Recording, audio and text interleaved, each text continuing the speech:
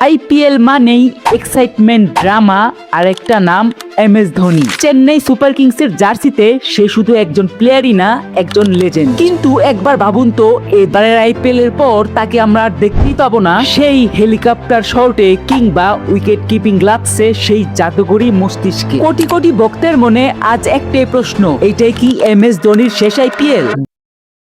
দেখুন, ধোনির বয়স বর্তমানে 40-এরও বেশি, কিন্তু তার ব্যাটিং, কিপিং কিংবা দৃঢ় মস্তিষ্ক 18 বছরের যুবককেও হার মানায়। তাকে ক্রিজে দেখতে কোটি কোটি ভক্ত মুখিয়ে থাকে যে সে কখন হেলিকপ্টার শটে 6 মারবে কিংবা নিজের স্টাইলে ম্যাচটাকে ফিনিশ করবে, কারণ সে এখন 7 নাম্বার ব্যাটিং পজিশনে ব্যাট করে। কিন্তু শোনা যাচ্ছে এবারের আইপিএল এ সে 8 নাম্বার ব্যাটিং পজিশনে ব্যাট করবে। কিন্তু 8 নাম্বারে কেন? কারণ ধোনি চাচ্ছে তার ইম্প্যাক্টটা কমিয়ে তরুণদের সুযোগ দিতে, যেন ধোনির অবর্তমানে চেন্নাই সুপার কিংস দলটা স্থিতিশীল থাকে। আর এই প্রস্তুতির মানেই হলো ধোনির বিদায় খুব নিকটে। কিন্তু ধোনি কি এত সহজেই রিটায়ারমেন্টে যাবে, কিংবা চেন্নাই সুপার কিংস এত সহজেই তাকে ছেড়ে দিবে? না, চেন্নাই সুপার কিংস এত সহজেই ধোনিকে ছাড়বে না। কারণ 2008 সালে ধোনি যখন চেন্নাই সুপার কিংস এর দায়িত্ব নেন, তখন থেকে শুরু হয় একটা ইমোশনের গল্প। শুধুই কি ইমোশন, 5টি আইপিএল ট্রফি, 10টি আইপিএল ফাইনাল, পরিসংখ্যান দিয়ে তাকে বিচার করা অসম্ভব। আইপিএল ইতিহাসে সর্বাধিক ম্যাচে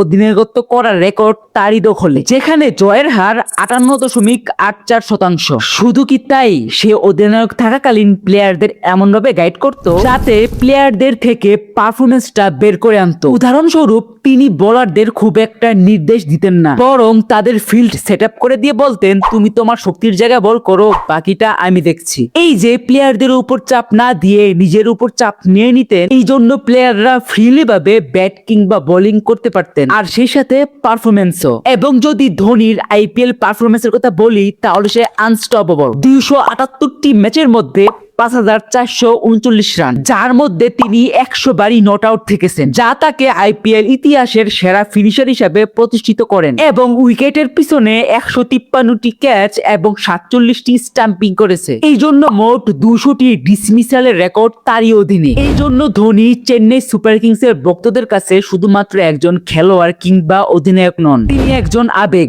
পরিসংখ্যান বলতেছে, ধোনি যখন ব্যাট করতে নামে তখন স্টেডিয়ামের শব্দের মাত্রা 120 থেকে 130 ছাড়িয়ে যায়, যা বিমানের ইঞ্জিনের শব্দের সমান। এমনকি চেন্নাই সুপার কিংস দলের ব্যাটাররা যখন আউট হয়, তখন চেন্নাই সুপার কিংস এর ভক্তরা খুশি হন, কারণ এরপরই ধোনি নামবেন। এবং চেন্নাই সুপার কিংস যদি ম্যাচটা হেরেও যায়, তাতেও ভক্তদের কোনো দুঃখ নেই, কারণ তারা ধোনির ব্যাটিং দেখতে পেরেছে। ধোনি চেন্নাই সুপার কিংস কে একাধিকবার আইপিএল ট্রফি জেতালেও ভক্তদের কাছে আসল ট্রফি ধোনি নিজেই। তবে বর্তমানে ধোনির শরীরের অবস্থা একটু বাজে, কারণ ধোনি এখন কাফ ইনজুরিতে ভুগছেন, যার ফলে তিনি এই মৌসুমের প্রথম 2 সপ্তাহ কিংবা 4টি ম্যাচ খেলতে পারবেন না। তবে আশা করা হচ্ছে তিনি এপ্রিলের মাঝামাঝি সময়ে মাঠে ফিরবেন। এখন মেইন পয়েন্টে আসি, ধোনি কি সত্যি এবারের আইপিএল এর পর রিটায়ারমেন্টে যাবেন? আসলে ধোনি এই ব্যাপারে স্পষ্ট করে কিছু না বললেও তারই সতীর্থ রবিন উত্থাপ্পা বলেছেন, সম্ভবত 2026 সালেই তার শেষ আইপিএল, এবং ধোনিকে